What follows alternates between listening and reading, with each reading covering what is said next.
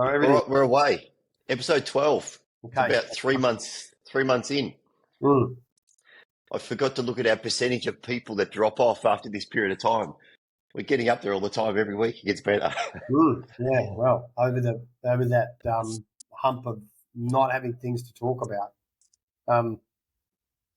Yeah, I think that's what happens to a lot of people, right? They just start to lose that. I think for us, we're getting a bit more momentum. It's good. We've got a few interviews lined up as well. Yep. Let's talk about the World Athletics Championships.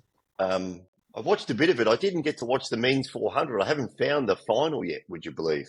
I've been looking for it on the SBS replays. It's on. The men and women's. The men's quality of the 400 wasn't as high as latter years, but it was a very open field with Stephen Gardner pulling out in the semi with that hamstring issue. It just opened it up for 5 runners that could have won it. And the guy that did win it, the Jamaican guy, he was 3rd or 4th in turning for home. So he had to work, he had to work for it. And it was 44 low, so it's not a shabby time. But at the end of the day, no one ran 43s, which Stephen Gardner was in 43.5 shape. He would have been unbeatable had he have run, but he didn't. But anyway, and the women's 400 was a hugely high quality, even with Sydney McLaughlin pulling out. It was 48 low, won it. I think overall the women were the highlight for me of the entire meet. I think some of the women's races were just amazing. All the women have been the best to watch, other than the men's probably 200, which was amazing. But there's a couple of things. My standout, and I follow her closely, was Femke Bol. If you watch Femke Bol, she opened her campaign falling over and losing. All over. Right? She then went on and go and watch the women's 4x400 relay. She gets the baton in 3rd. She had a ton of work to do. She turned for home still in 3rd. And got it on the line. So she just got there to win the gold medal. I watched her run in the 4x4. What was interesting, and I hadn't seen many of her races before, she's and I think she ran 49 something for the 400, the 4x4. I think I heard them say she has no change of speed at all. No, she's well. There's a couple of ways you could view that. You could say it appears that way. It appears that way because she ran 49.25 indoors, so she's clearly got some speed somewhere. But what I thought when I watched her run it. And I know she's got her top end would not be as fast as Sydney McLaughlin, but she holds that top end for a really long time. And I believe what she was doing, because she knows her strengths so well, she just stayed patient. She stayed patient. She didn't overcook it. She sat behind these 2 girls and she just waited and waited and waited for her opportunity. And that shows a high level of maturity in 400-meter running. Whereas you see a lot of the men, they get rip around when they're behind in that back straight. They go straight to 1st, and then they get into the 300 and they're off a cliff. And then they come 5th. It amazes me, professional, so-called professional athletes at that level now, and when you throw them in a relay, how wrong they can get it. They just get it wrong. Yeah, and they do it all the time. And it's all the time. They do it all the time. The women seem to be a little bit more measured. Femke Bol's run was the most measured 400-meter relay run I've ever seen. Because was she the final? Was she the anchor leg?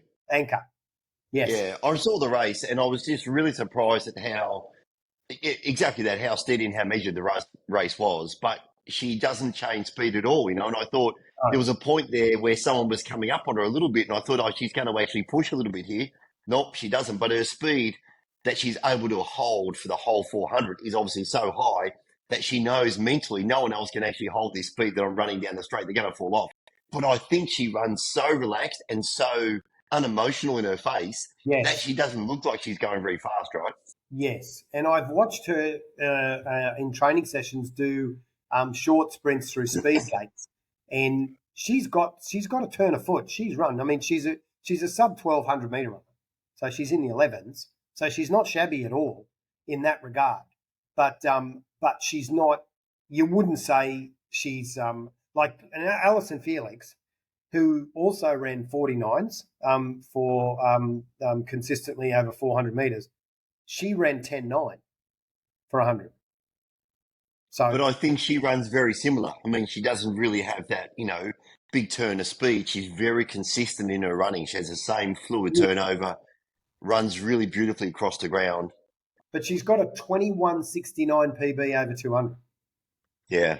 So that's pretty good, But then again, when I look at the women's 200, obviously Sharika Jackson, who ran 10.54 a couple of months ago, and her preparation was going perfectly in the 100, and then she got dusted by Sha'Carri Richardson in 10.65.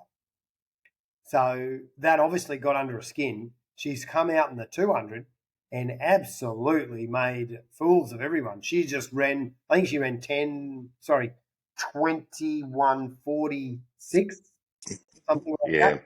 It was a her back end she was just indestructible. Like she's one of the greatest 200 metre runs we've seen in 40 or 50 years. Yeah. So, there's definitely some good races, but I thought the women's pole vault was pretty amazing. The girl, and I don't recall her name, but I think she got a equal silver maybe. That it was a phenomenal, and again she stayed so strong and so focused and so stoic. And look, pole vault, so there's so many variables in it. It's so easy to get it wrong, and I'm sure mentally it must get inside your head so quickly in the pole vault, right? And the fact that you're going back and you get one attempt after the other, it's, as I said before, with 100 you get one crack at it, you don't get to go back and have another go. You might through the rounds, but it's not like, oh, I missed the start, can we go back and go again? With the vault, you get to do that. But I thought it was a great event, the pole vault. And then I think the women's 1500, there was some Australian girl, and I don't even want to mention her name. We don't have many listeners, but I don't recall her name. But even if I did, I wouldn't say it. But someone went to the front really rapidly in the race, and then this young Australian girl followed her out. Yep. And completely blew up. And I think she ran last or second. Yep. And I'm like, I know you're young. Now, does this come back to the individual on the day that just gets it so wrong? Or does this come back to poor coaching? I mean, she went out. Look, have they said to her, you're not going to win this race. Let's just go out and try and mix things up. And if someone leads from the front, just go with them and try and hang on. But at some point in time, you've got to know your internal speed and how long you can hang on, right?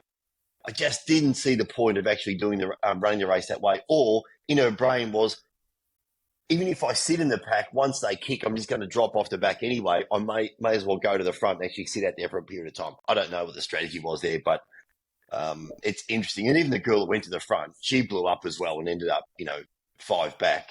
And the Ethiopians or forget what country it was, just slowly wound up to the last lap and just went straight around them all.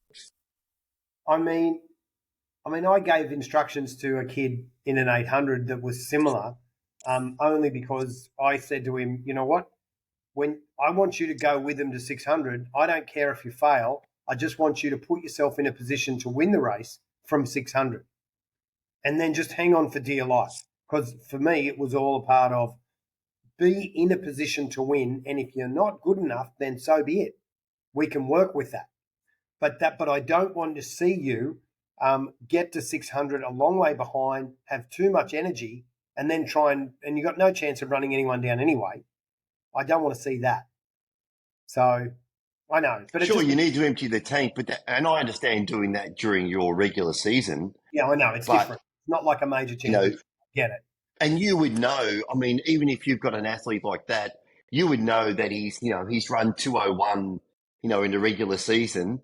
Yes. In amongst the World Championships, he may have 2 minutes in him. He's not going to pull out 5 seconds, right? He's not going to make up 5 seconds. He's a 2:01 runner. So you have to go into the race with a strategy for your 2:01, knowing that he might go sub 2 minutes. He might pull out 2 seconds if he runs a race of his life. You've got to go in there with a bit of a plan. You But to do. go out and just go to the front and just blow up, Yep. I thought the men's 800, that Canadian guy's tall Yes. Yes. and sat on the back and just loped around for the first lap and then just went past everyone. Yeah. Well, and even that 8, you got to also feel for Inga Britson, who, again, everyone's calling it a failure, and so is he. He's devastated. This was the going to be his race, and he got It wasn't the 800 I'm referring to. Sorry, it's a 1500 with I think the Canadian guy, actually, yeah, really tall Canadian guy. But yes, I know the men's 8. My God, poor guy, yeah. And he's a phenomenal runner, and he's had a brilliant. phenomenal. He just couldn't put it together on the day, And people call it a failure, but he's just got a silver medal at a World Championship, which is amazing. To make a final is amazing. To medal any colour, amazing. But he was expected to win, and that's where, that's kind of when the expectation is to win and you don't, then obviously you're a bit gutted. I wonder if he got, again, is that just a race strategy thing? Did he just make a mistake in the race? Because the guy had so much kick at the end and he couldn't go with him. He just couldn't hang with him. He was out of gas. Anyway, there's all these things. But actually, one of the highlights of the World Championships is the Noah Lyles press conference. Oh, I haven't seen it. Oh, my God. Do you know what he said? Hilarious. He goes, and they go, oh, Noah, you must be so excited. 3 gold medals, the 1, the 2, and a relay, an amazing thing. And you know what he said? He said, this is Noah Lyles. He goes, well, you know what really hurts me? And they go, oh, what? And he's like, watching the NBA finals in the United States. They're calling themselves world champions. World champions of what? America? United States? Well, I've got a news flash for you. The United States isn't the world. Oh, man, he just let go on the NBA and he goes, don't get me wrong, I like the United States some of the time. That's what he said, some of the time, but let's face it, they're not world champions. And he had it, oh, my God, he set social media on fire. And the NBA, there's got one big guy from the NBA came back and he put his picture up as well, and his caption was, "Can someone help this poor brother?" But Noah Lyles took a big swipe it's so random.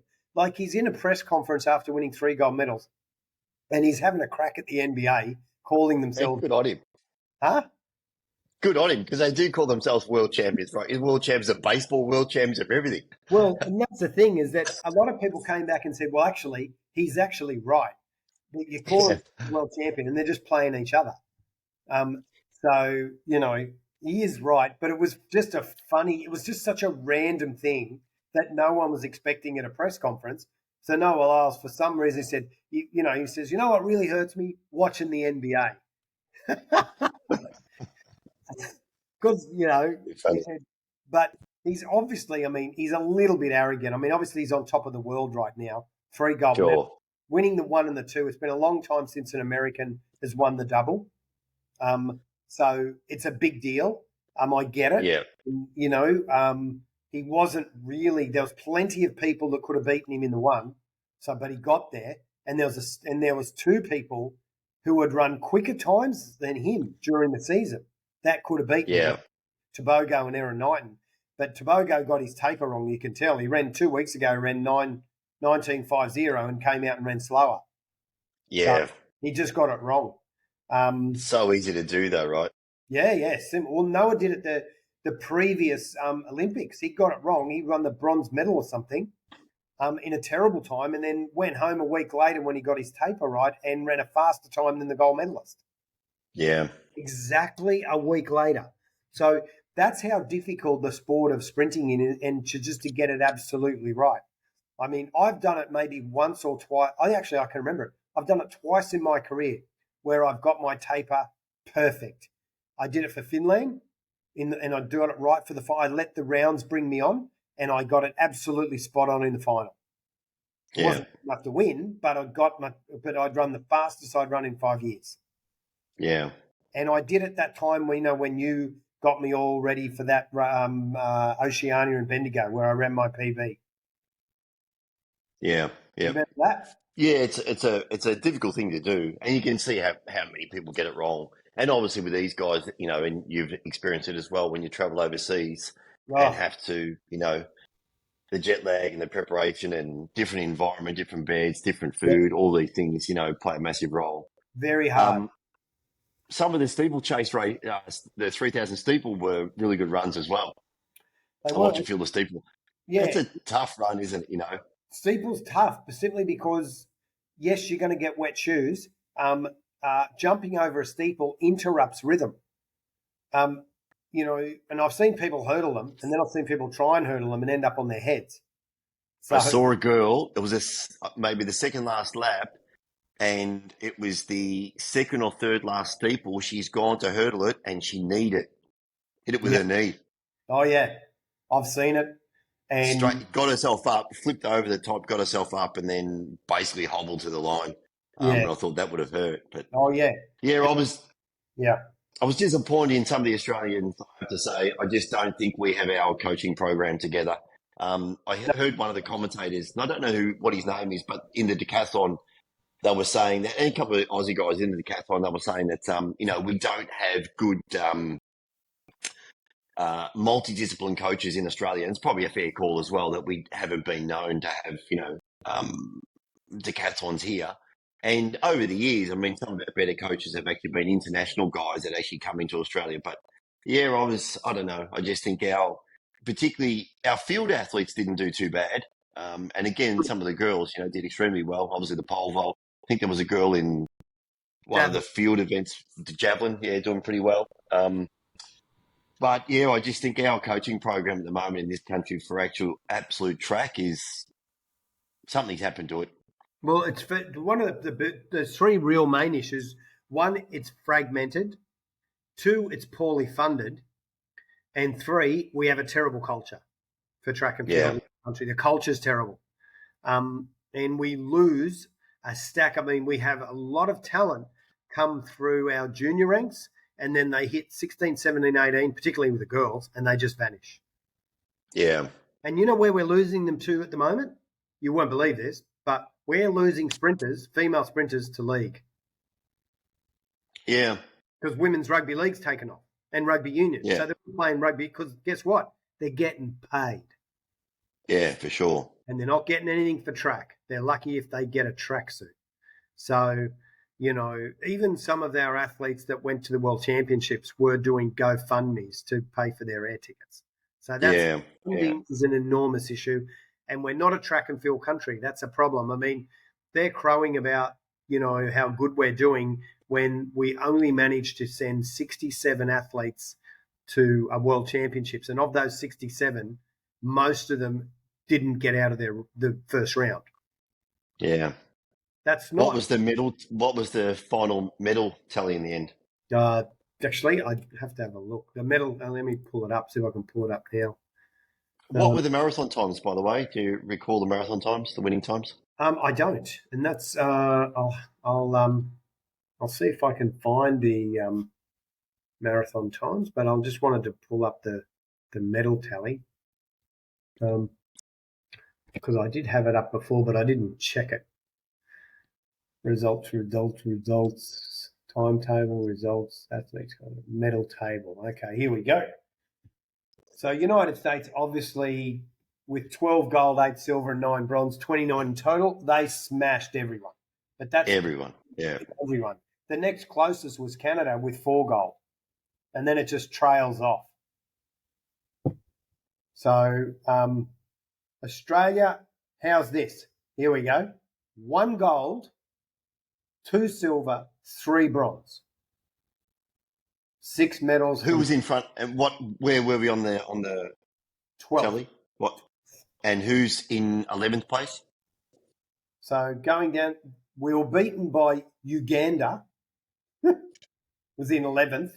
Then Sweden, Norway, the Netherlands are above us. Great Britain, Ethiopia, Kenya, Jamaica, Spain, Canada, the United States. Weirdly, what's the population of Norway and Sweden combined? No, individually. There's only got to be 20 or 30 million people in Sweden, right? No, less. No, about five, Less. 6. Yeah. Is there? Oh, Yeah, wow. nothing.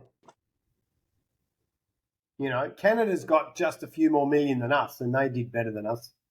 I'm really... Yeah, I think they're about 40, aren't they? Yeah, 35?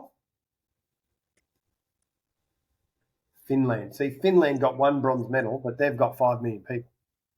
Yeah, 10 million in Sweden. 10 million, is it? Yeah. All right. I'm just trying to see where Britain... So Great Britain and Northern Ireland, they finished in 7th, 2 gold, 3 silver and 5 bronze for a total of 10 medals. Even that's pretty poor. But I know track medals are hard to come by, or track and field medals, period. But still, I just think it's pretty, for a country like Australia, first world country with all our facilities, it's pretty poor. We didn't do well. I'll see if I can find the marathon results. Yeah, I just found it. I think it's 2:08. What? Really? That's a bit slow. Yeah, that's what I thought as well. Is it 2:08? Here's I've got it here. Here's the result. Let's see who the winner was. It's just coming up. The guy from Uganda, which was Kiplagat. Yeah, 2:08.53. That's a bit slow for him. Must have been a slow course, yeah. Yeah, Gabriel must have been. It could be the course. You're right, because then went all the way out to 2:08, 2:09s, 2:10s. I don't think we had a runner in it. I don't think we qualified. No, we didn't. We couldn't even get a qualifier. The United States finished quite a ways back too, 55th in 2:24. That's not a good run. So it was Uganda, Israel, and Ethiopia took out the top 3 placings. I just want to see the women's marathon. What was that? The women's marathon. What did they run? This will tell us a story as well. In terms of time. So 2 Ethiopians, 2:24, which is about right. That means the men were a bit off, because that's good times for the women if that course was tough. So there's 2 Ethiopians finished in 2:24. They were 2:24.23 and 2:24.34, so it's close, with Mauritian finishing in 3rd. And I don't think we had an Australian in, Lisa Waitman. She ran at 2:30, came 16th. Yeah. So not bad. Another Australian. That's not a bad time. Not a bad time. Isabel Bat-Doyle ran 2:37.53. That translated into 43rd. But interesting, that's another thing. As you know Peter Boll, who was running great all year in the 800 and didn't make it through to the final. But to give you an idea, in 1:44.58 got you a big queue and qualified for semis. He ran 1:46, about a second slower, and finished 31st. So that's how condensed it was, around that 1:44 through to 1:46 or 1:45, 1:46. It was really condensed in terms of how close everyone was together. So it was tenths of seconds that saw people miss out on semis and ultimately the final. Yeah. So, and it wasn't. You've got to be running pretty fast in that 800 now these days to actually qualify. That said, it wasn't a really fast 800. I mean, if you look back at London 2012, I mean, 5th place was 1:42.9, and that's a gold medal all day. The winner ran a 1:44. So, it's the 2012 London. There were some times run there that we don't think will be repeated for a very long time. In quite a few events. That was a very special Olympics, London, and in some of the times that were run. And that wasn't even with the Mickey Mouse shoes then. All the new technology hadn't even come out. So just some incredible runs. The facilities The facilities looked amazing. I thought the track and the stadium, they did an amazing job with that. Just from a visual point of view, it looks sensational. Yeah, you're right. That Mondo track is the fastest surface going around. And you just know it when you step onto it. I'm not sure. Did you ever get a chance to run on Mondo? Yeah, I have. Yeah. You just know as soon as when I went to Finland, I stepped out on it. I knew I was going to run fast. You just know. Isn't Melbourne Lakeside the blue track Mondo? No, it's not is it Mondo? I've ran at Sydney Olympic Park though after the Olympics when it was the original one was Mondo. That was Mondo. Yes, it was. Yeah. Yeah, indeed. We'll wrap up in a minute, but I wanted to just touch on, one of the highlights from the entire week, the golf cart crash. The what? Have you not seen that? No. Oh, can you Google that? Golf cart crash Budapest. Okay, I've got it. I'm doing it now. It's on YouTube, is it? You didn't see this? No. 2 golf carts absolutely collided. T-boned the other guy. Hang on, I'm pulling it up now. Golf cart. This might even be our thumbnail for our video for YouTube. No, hang on, I'm pulling it up. Let's have a look. You got to watch this. I don't know who was driving or who wasn't. Maybe it was one of. Not the one with Noah Lyles. Yes. I'm seeing it now. Yep. No Lyles.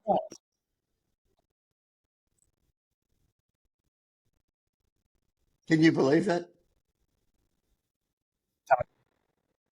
Okay. Right. Yeah, that's funny.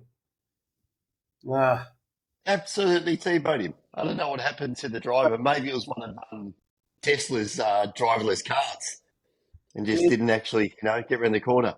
Let me see if I can find the name. By the way, there was a long jump, which was also awesome, where a guy's taken off and literally just lost himself in the air and almost landed on his head. I'll just get his name. Yeah. He's gone flying through the air, almost upside down. What was his name? I'm just opening it up here. It ended up on TikTok, but I'm sure it's on YouTube as well. The women's long jump was amazing. That girl to pull out that jump for her last jump, she was so far down, and she's the world champion, or I think she was already the world champion. She was defending world champion, and she pulled out this jump. I think she was at, I can't remember the distance the girls jumped, but I think she pulled out like another 60 or 70 centimetres in the last jump to win. Yeah, you go and do weird long jump Jamaica Budapest, and you'll see this guy. He almost lands on his head and still jumped 8 meters. Wow. Yeah, he went 8 meters going through the air like he'd been thrown out of an aircraft, and then almost it lands on his shoulder and sideways, and it's still 8 meters. Yeah, I'm watching it now. You got it? You see that? Are you allowed to dive like that? Well, it doesn't matter. Yeah, it's illegal. That's a long jump. That's a long dive. Yeah, it's legal. As long as his foot was on the board and not over it, that's a legal jump. Doesn't matter how you land.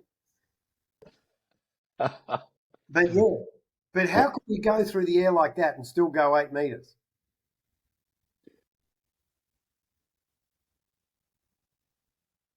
Crazy. Are you pulling it up on the thing? Yeah, that's it. Yeah. He just lost it. It's not a jump, it's a dive. Yeah. This is too funny. I didn't see this. I don't know what he got wrong, but you just see how far he went down. Oh, that's the best. That was the best one. That was a highlight for me. Yeah. I saw that because I was coaching long jump yesterday out at the Performance Centre, and I had this girl. She's only 13. I said, I'm going to show you a long jump today, just so you know it. This is what you don't do. Or not, if you travel that far, it's probably not too bad though, right? Although I say to her, listen, if you go through the air and jump 8 meters as a 13-year-old, you can land on your head. Doesn't worry me. It's like you'll be going to the Olympics. Yeah, too funny. So anyway, that was All pretty. right. We might wrap up there. I need to get off and get a few things done, but Very good. well, we'll continue on with a few more sort of Budapest highlights and so forth. We might do a couple of video breakdowns. Maybe we'll do that next episode. We'll break down one of the races and just talk about, where some people got it wrong and where they got it right. Yeah, that'd be good. Awesome. All right. That's the pod. Have a great day, mate. You too. Cheers.